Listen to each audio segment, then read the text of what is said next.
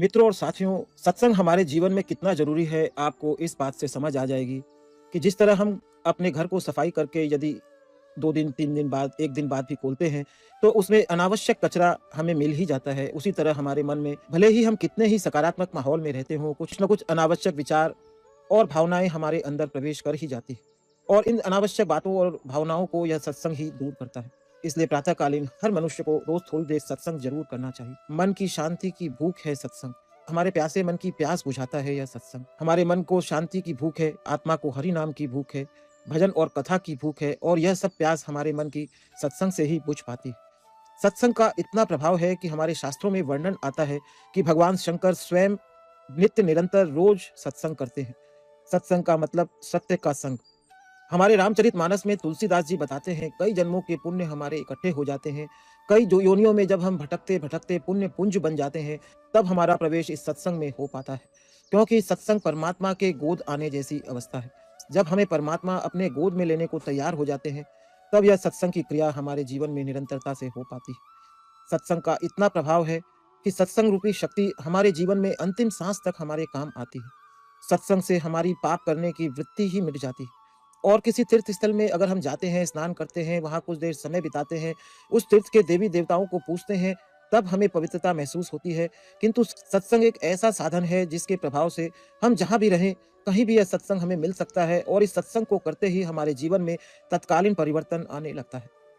सत्कर्म, सच्चिंतन, सच्चर्चा जीवन भर हमको मिलती है और हमें करनी भी चाहिए। और तब तक हमें इस सच्चर्चा, सच्चिंतन को करते रहना चाहिए जब तक हमारे जीवन में सत्संग न आ जाए।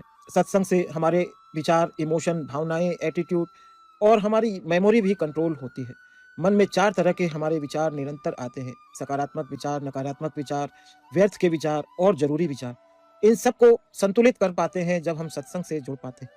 सत्संग में हम मन को पॉजिटिव थॉट से चैनलाइज़ कर पाते हैं।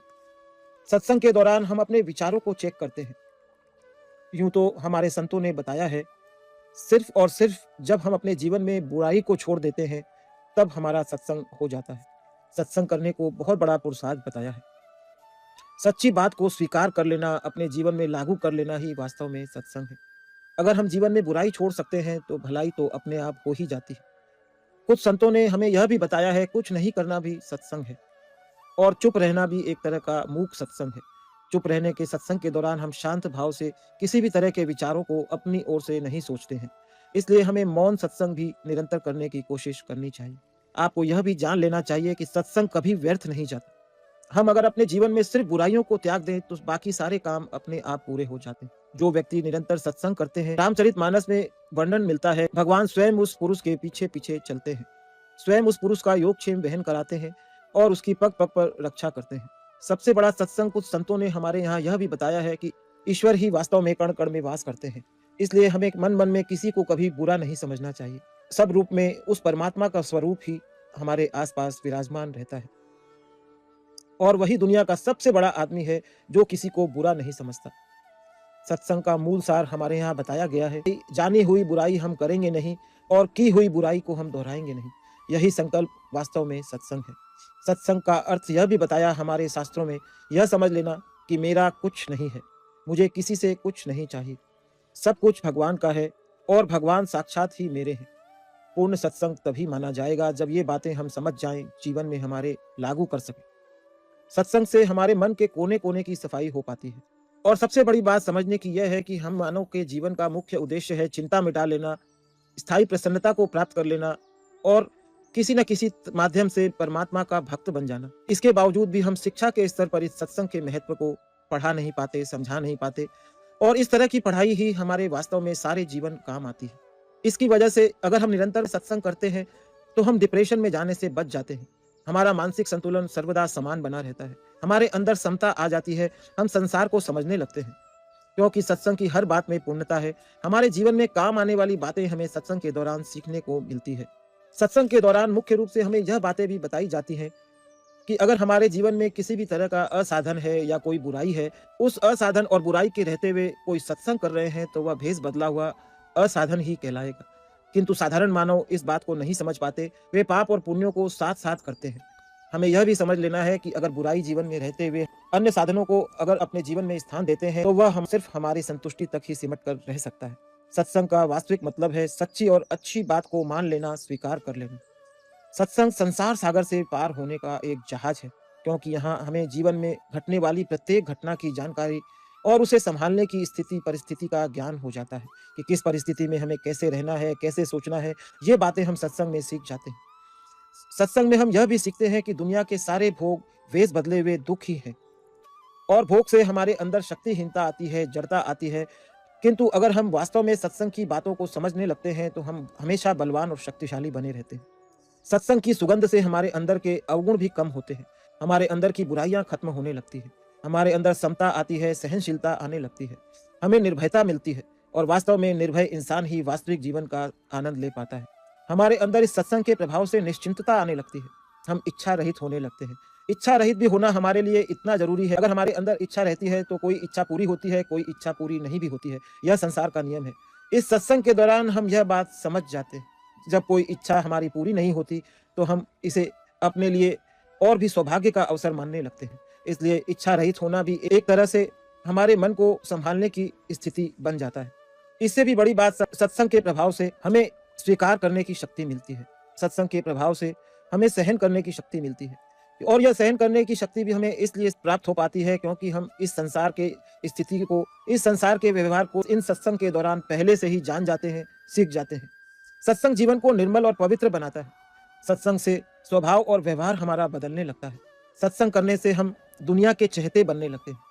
सत्संग में हम बहुत कुछ इस संसार की बातें भी सीखते हैं, परमार्थ की बातें भी सीखते हैं, और ये बातें हमें सीखनी भी चाहिए।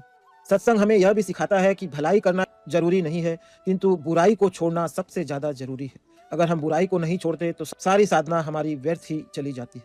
सच्ची बात को मान लेना और उसे कर लेना, अपने जीवन में लागू कर लेना ही वास्तव में सत्संग है।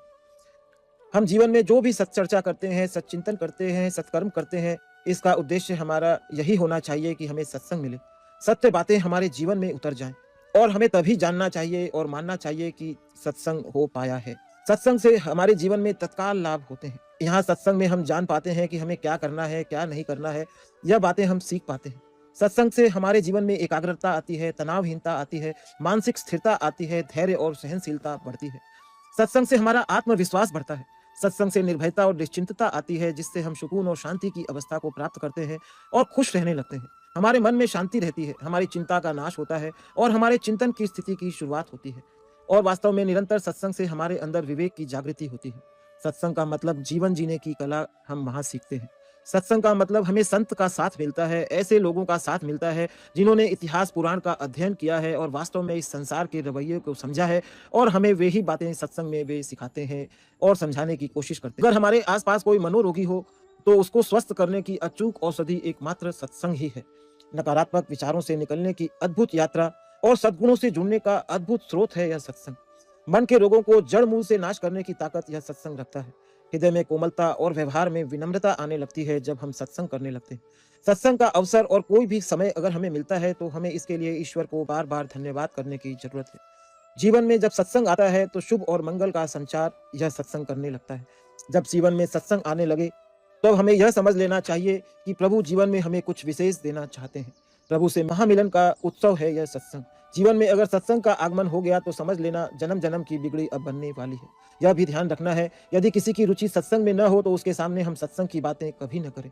संत के संग से ही हमें सत्संग मिलता है, यह बातें भी हमें समझ लेनी चाहिए। अगर हमारे आसपास कोई संत हो तो उससे जुड़ने की हर संभव, उसके साथ मित्रता करने की कोशिश करनी चाहिए। जीवन में इससे हमारे उत्साह और आनंद की उत्तरोत्तर वृद्धि होती है। मित्रों और साथियों, इस तरह खुश रहने के स्वर्णिम सूत्र और आजीवन काम आने वाले स्वर्णिम सूत्रों को मैं अपने चैनल हंसी खुशी के इस अड्डे पर बताता हूं। अगर आपको लगता है कि ये बातें वास्तव में सत्य है और ये बातें वास्तव में आपके आसपास आपके किसी परिवार के सदस्य, आपके किसी खास मित्र के काम आ सकती है, तो आप उसे शेयर भी करना। क्योंकि जब हम खुशियां बांटते हैं, शांति बांटते हैं, तो पहले हम खुश होते हैं, और जब हम इसे बांटते हैं तो यह काम हम परमात्मा का ही करते हैं, और इससे बढ़कर परमात्मा का दूसरा कोई काम भी नहीं होता। मित्रों और साथियों, इस तरह सत्संग की छोटी सी व्याख्या मैंने अपने इस चैनल पर की है, जिसे आपको ध्यान देकर सुनना और समझने की जरूरत है। बार बार आपको इन सत्संग के विचारों को सुनना चाहिए, तभी वास्तव में आप इसका लाभ ले सके।